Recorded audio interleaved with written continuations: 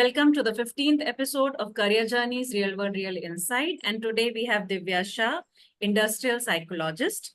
She is working as an associate learning and development in L&T currently and has an experience of more than 4 years in major assessments and training in organizations like Tata Motors, Maruti Suzuki, Kotak, SBI Life, AU Bank, and Kalpatru. Her experience and core expertise lies in creating learning interventions using behavioral science and research and management. Considering her education, she has done bachelor's in psychology and master's in industrial and organizational psychology. Divya, you are welcome to the session, and we would like you to introduce yourself to the students and the parents over here, sharing the start of your career journey, what made you choose this field, and why are you over here? Thank you. Thank you so much for your kind introduction. Uh, for me, it was not totally planned. I never planned to become industrial psychologist, to be very honest. It was a decision which I made as I got to know more about the subject, and I could envision about the scope of the subject.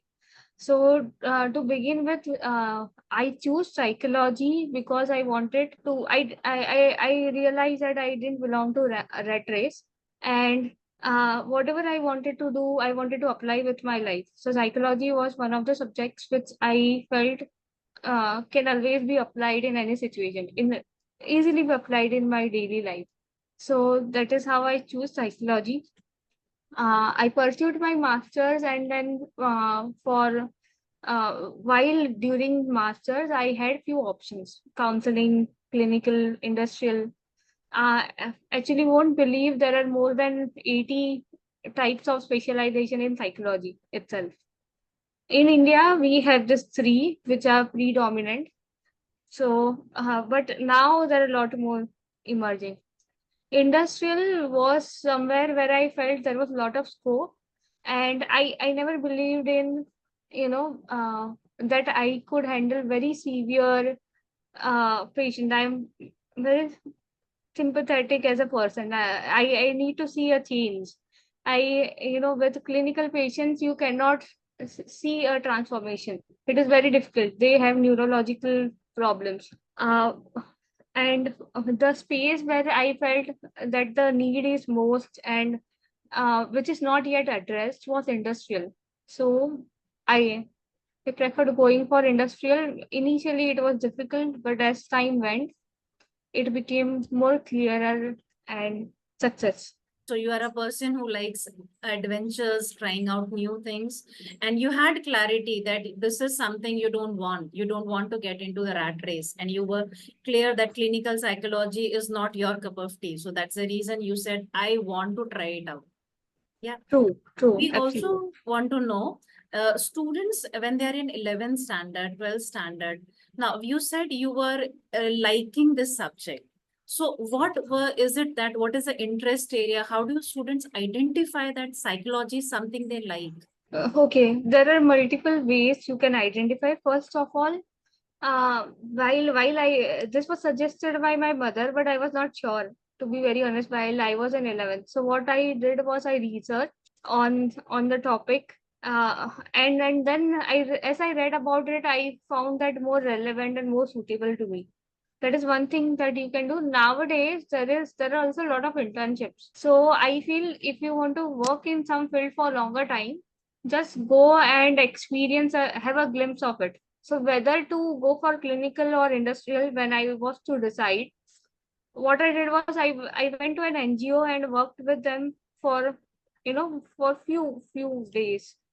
That made me realize that I cannot really change their life. So that is what helped me take a decision. So you can read, research, or you can go out in a field, experience it. That can help you. Right. So students can try it out by reading on the Google, do the research on various websites, or they can approach people who are already working in this field and request for the internships. So are the internships available for students of 11, 12, or graduates and postgraduates only? Uh, uh, Initially, I believe graduates and postgraduates are the one who get most opportunity, while While now I have seen that there are paid internships which are available for 11th, 12th as well. And more organizations also give a shorter term, duration based internship or some exposure so they can come and learn. But yeah, it is more feasible for at graduation level because you come with certain level of knowledge base. However, there are online internships or paid internships available anytime for anyone. Right. So students should take first education and then go for internships. Yes, because even the clarity that you have at 11, 12 while Hmm. you are entering a subject or field, Hmm. and the clarity which you'll have when you leave it, when Hmm. you are graduating from the same, will be a drastic change. Okay, you have the students would have experienced it for so long. So initial internship will not contribute much more to them. Only after certain, when you see their application, I think they'll be able to use it So better. graduate students can do internship. Do you recommend first year, second year, or third year students? I recommend students see everyone has their own learning capacity. Some Yeah. are fast learners, while others have their own time, take their own time. So I don't believe in categorizing them like that, but go for an opportunity. Whenever you find it, it is a practical exposure. Hmm. But however, I would suggest at least after first year, because first year of graduation there is a common subject. Okay, so common subject gives you a overall brief about it.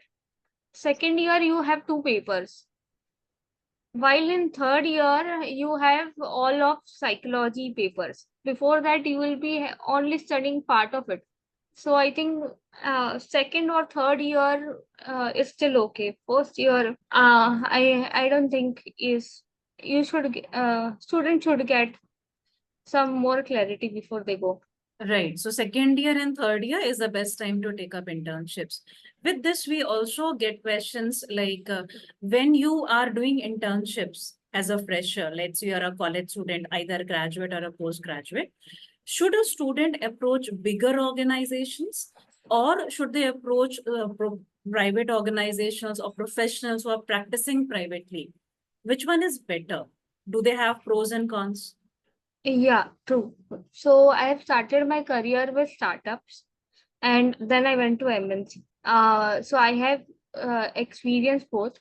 Personally, I think learning for industrial psychology at present would be bigger for an intern or someone joining at a startup, because the roles which IO psychologists actually do are outsourced by MNCs. And second very important thing is, in startups you get exposure to multiple things. There are lack of manpower. Any startup will have less resources and less Right. manpower. Yeah. So you can take that opportunity to learn and develop. Right. So as a beginner, they can approach the private peoples or the startups. And once they have identified what the area they want to work into, then they can approach the bigger organizations. Now, Right. when they are working on internships, and let's say they want to try out which area they are good at. So is there any minimum period they should be working, let's say internship for, let's say 3 months or 6 months or maybe 9 months? Do you recommend that or they can So, just find it out on their own? so internships, rather than duration 3 months, 6 months, our internship program was along with the colleges. Okay, so few days you go to college, few days you go to internship. So I feel that model is more suitable because you are learning something in theory and at the same time you are applying it in practical. So now this depends on college to college. Hmm. How much do they allow their students for that amount of exposure time? And these internships are online or offline? These are offline with proper organizations, either MNCs or startup. Right. Offline, you go for 6 months, 9 months, year. It is not usually more than year, but between 6 months to year, mostly around year. So these organizations come with something like placement offer, or do students approach these organizations? How do they Uh, connect with them? okay, so basically, mostly colleges have tie-ups. Okay. Okay, that is what I have seen. Another students approach them. So Students these are, approach, yeah. and it is none of them, whether colleges have tie-up or you approach as a student, none of them have a guarantee of placement, because there is still till now there is no, you have to go to HR. If you want as a confirmation, you have to go to HR, because there is no position of industrial psychologist at present in India. So we have been talking about industrial and organizational psychology, but right till now we have not discussed what is INO. So from your experience, would you like to explain what is industrial and organizational psychology? Because we all have heard of clinical and counseling, but this is something new. Yeah, sure. So, industrial and organizational psychology is understanding human behavior at workplace. So, the subjects or the core which it involves is like, psychological testing. Then it will have safety, employee counseling, training, organizational development. So if you look at this very closely, it is mostly about applying psychological principles at workplace to benefit the lives of employees. How can you? It is not about profit management. Management is a part of it, but it is if you look at HR and IO perspective for the same thing, HR would talk about retention, while industrial psychologists will talk about employee satisfaction, employee engagement, how committed you are to your workplace, how satisfied is your role. HR will talk about stress, while IO psychologists will talk about burnout. So it is that kind of difference. So what are the different work roles within IO psychology? Like one is, some of them you have mentioned. So is there a categorization of various work roles? There is no solid categorization of this work roles, but there are a variety of work roles. Like I said, employee counseling. So you can be AP professional. Uh, so nowadays, many MNCs have wellness center. If they do, even if they do not have a proper counseling team, they still have wellness center wherein they want people to do that. Then there is training and coaching, which is happening at a very wide level throughout the organization at multiple layers in the hierarchy. So you can be part of it. Then there is psychometric assessments. So it is like personality, domain-based tests, uh, which also happens throughout the entire employee's life cycle. So right from the point employee joins an organization to the time he leaves, doing the succession planning, exit interview. So at each point, psychometric assessment has also become very important.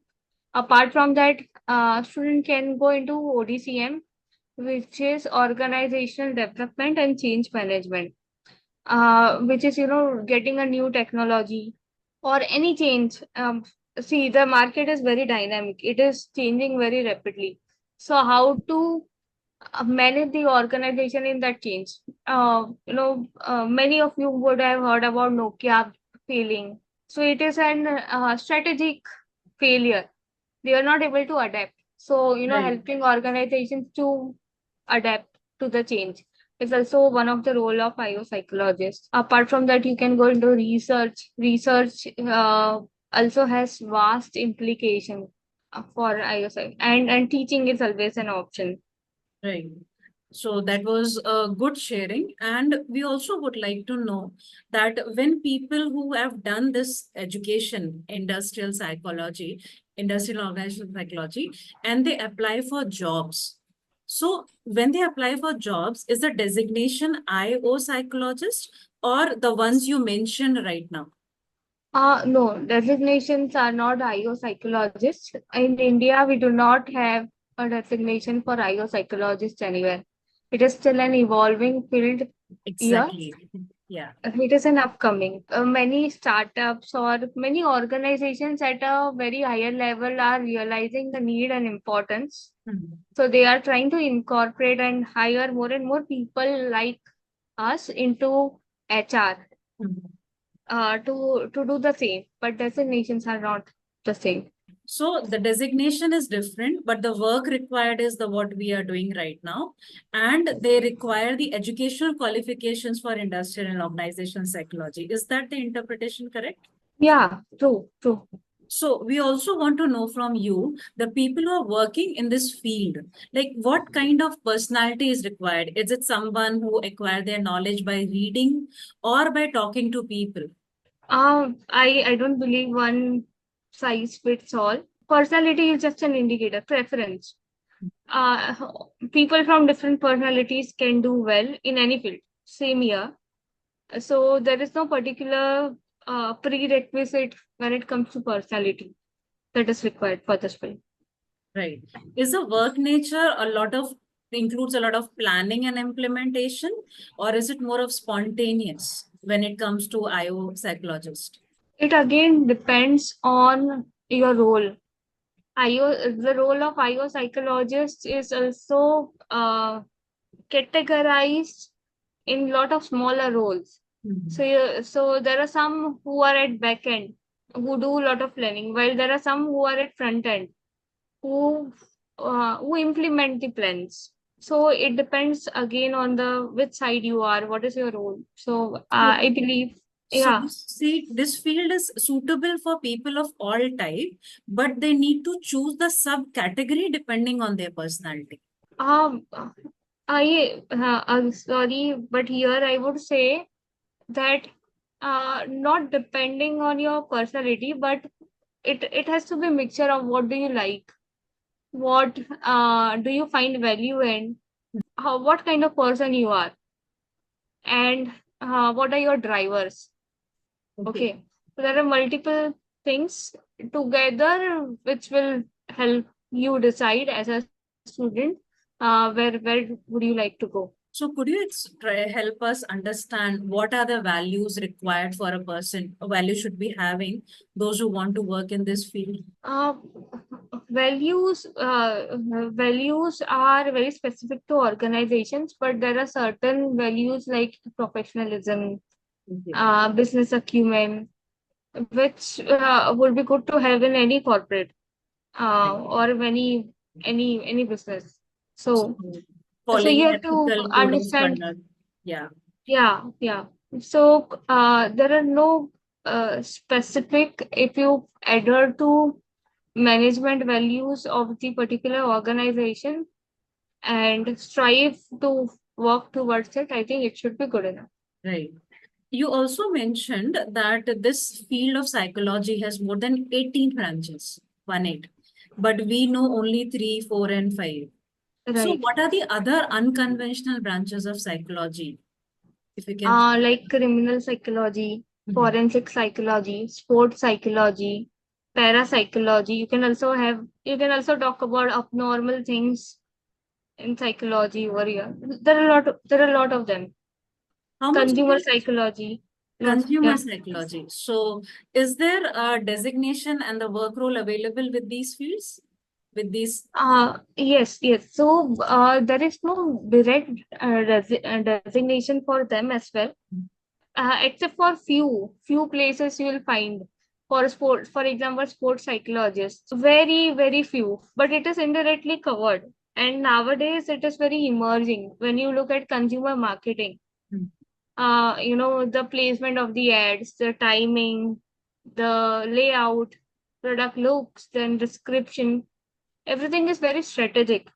So they use a lot of psychological variables behind it, and they also have a lot of psychologists. The simple tools which we use, for example, WhatsApp or GPay or Kite or Snapchat, whatever. The way it is laid out. Modern day roles require a lot of collaborative working with people from different mindset. So creating an app, for example, will have UI UX designer, psychologist, IT person, and graphic designer. So many combinations. So these roles are used, but maybe sometimes at different titles. But now the need has realized to put it into that category and have them as they are. If a student wants to enter in this field, let's say consumer psychology, so is there any course available, or is it a part of the curriculum in any of the semesters in the Uh, graduation or post graduation? so there are courses available, but there are not many very authentic courses available. Like for example, I can have masters in industrial psychology from government college. Hmm. Okay. So there are institutes, private institutes, which will offer you a course, or very less government institute who would offer you course in consumer psychology. Hmm. But there are a lot of short courses available which you can go through. What I believe is psychology is not a field of one, two, three, like clinical counseling, industrial or sports or consumer. It is more application based. Okay, it is your daily life. Wherever you go, you can literally implement it. You find an auto driver, you go for a shopping, you can bargain, understanding the making the judgment about the vendor. So it is more about application rather than field. Wherever you can apply, you can make money out of it. I would say. Right. So it's actually a basic study of human behavior, how they talk, how they speak, right? And if a student gets understanding at the graduation and postgraduate level, the understanding of the subjects, and they work with some projects, so they can work in any of the industries. Am I correct? True. So basically, specialization happens in last year of the masters. Before Hmm. that, everyone goes through same curriculum. Hmm. So during the last year, if you select a particular field, it will help you. It will help you get the relevant jobs. Right. However, if you want to pursue something on your own, it is it is always an open door. But choosing a particular field will help you direct the way you want to go. It will give you a direction to your progress. That was a definitely very good sharing about the industrial organization study, because this is one field for which information is very rarely available. First, the designations are not available. Then there are very few people taking up this as a career, and you are one of them. And we would like to thank you for giving us the opportunity for coming on our podcast and sharing your journey. Do you have any three would you like to give any three takeaways or learnings to the students who are at the edge of career selection from grade 9, 10th, 11th, 12th, and they feel like they want to have a career in industrial organization psychology? Sure, sure. So, based on my experience, I'd like to share few of them. One, it could be that have a first-hand experience before selecting a field. Try to figure out what is it that drives you, what is it that best suits you, and once you have realized it is IO psychology, try to understand difference between IO and HR and see and try to reconfigure your interests and then join the organization. Second, as I said, the field is more application based. So rather than thinking about what can be done, or what position, or where to relate to it, you should have a very strong foundational knowledge about the psychology in general, then you will be able to apply. So focus on creating a very building a strong foundation for yourself, then you can succeed. Third, there are so many people who are indirectly using it already under different names. So learn from them. There are probably not more industrial psychologists with the title, but there are a lot of industry experts who are doing this without a title in India. And abroad, there are a lot of people who are doing this with the title. So whichever you like, just take a guidance, learn, and they'll help you figure out the steps and grow along. Thank you for this sharing, Divya. And we would also like to know if any student wants to know more about this field, is there any way they can connect with you either on WhatsApp or Instagram or LinkedIn or any email? So how can Sure, they connect with you? sure. I'll share my mail ID with you. Hmm. You can, or WhatsApp number, both is fine. They can always connect. Thank you for sharing that. And we will definitely add your email ID in the description in the video we upload. Thank you very much for being over here and sharing your career journey. And with this, we end the session. Thank you. Thank you.